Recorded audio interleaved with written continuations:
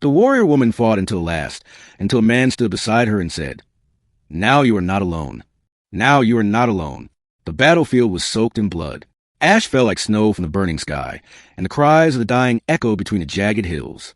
Among the chaos, she stood, alone, unyielding. They called her Seraya the Flame, clad in battered armor, her blade stained crimson.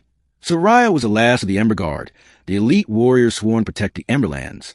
The kingdom had fallen. The king was dead. The walls of Verelon had crumbled beneath the siege of the Black Horde. But Seraya fought on.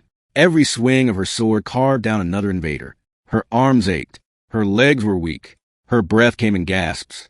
Yet her eyes, piercing, furious, never wavered. She had nothing left but vengeance.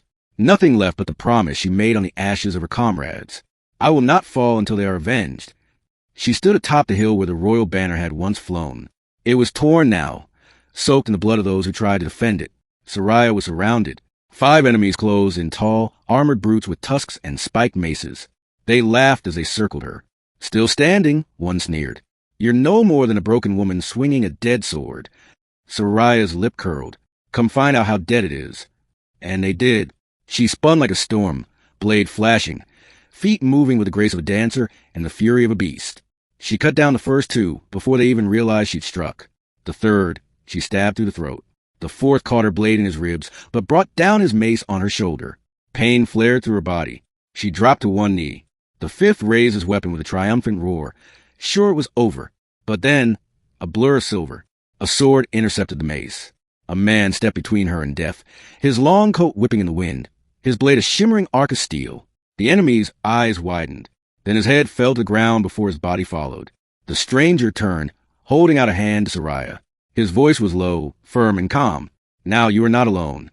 She stared at him, stunned. His face was worn but noble, with sharp features and eyes like storm clouds. A long scar across his cheek, and his hair was tied back with a leather band. He looked like a soldier, but not of her kingdom. "Who are you?" she rasped, accepting his hand. He pulled her up gently. "A man with unfinished debts. Name's Kale. I didn't call for help." "No," he said with a faint smile. "But sometimes help comes anyway." Together they fought, side by side, back to back, like they had trained for years. Seraya didn't know him, didn't trust him, but her body moved with his in sync. Where her strength waned, he covered her. Where his reach failed, her speed filled the gap. They cut through the remaining horde like fire through dry grass. And when the last enemy fell, silence fell with him. Seraya collapsed to her knees, panting, blood soaking her armor. Kale crouched beside her, offering a flask. "Drink." She took it. Water. It tasted like life. Later, as they sat beside a dying fire in the ruins of a stone tower, Seraya finally asked, "Why?" Kale looked at her. "Why what? Why help me? Why now?" He was quiet a moment, then spoke.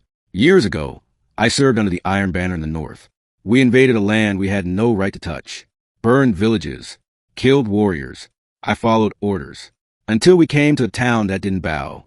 Their defenders were women and children, and one of them was you." Her eyes widened. "I don't remember you. I was the one who let you escape. I saw you fight. You were a child, but already braver than any man I'd known. When my general ordered your people slaughtered, I disobeyed. I left that day, became a wanderer, looking for redemption." Seraya clenched her fists. "That town, my mother died there." "I know," he said, his voice heavy, "and I can never undo it. But I swore to myself that if I ever saw you again, I would stand with you, not against you." Silence stretched between them. Finally, she said, "Then stand with me now, until the end." He nodded once. Until the end. Together, they rallied the last survivors of Verelon, scattered villagers, wounded knights, broken mages. What was once despair began to stir with the embers of hope. Seraya became their commander. Kale became her sword. She taught them to fight with purpose. He taught them to strike with precision. Word spread that the Emberlands were not dead, that a woman with fire in her eyes still fought, and a mysterious swordsman fought beside her. And so they returned to the war, not with numbers, but with fire in their hearts. Their final stand came on the cliffs of Halden's Reach, where the Black Horde built its fortress from the bones of fallen cities. Seraya stood at the front, her armor repaired but scarred, her blade sharpened one last time. Kale stood beside her, silent as ever. "You're sure about this?" he asked. She looked at him, a faint smile on her lips. "I was born for this. And if we fall knowing we gave them something they never expected, Resistance. Kale nodded. Then let's make them regret ever coming here. The battle raged like thunder against stone. Seraya led the charge through enemy lines, her cry lifting the spirits of the hopeless. The people followed her like a wave, crashing through the darkness. Kale never left her side. They moved as one, cutting through soldiers, climbing the broken walls, storming the towers. When the warlord of the Black Horde descended from his throne, a giant of a beast with burning red eyes, Seraya stepped forward to face him, and Kale stood beside her. The warlord laughed. You again? The warrior woman who doesn't know when to die. Seraya gripped her blade. I know. I just chose not to. The final clash was a storm. Steel met steel. Magic tore the skies.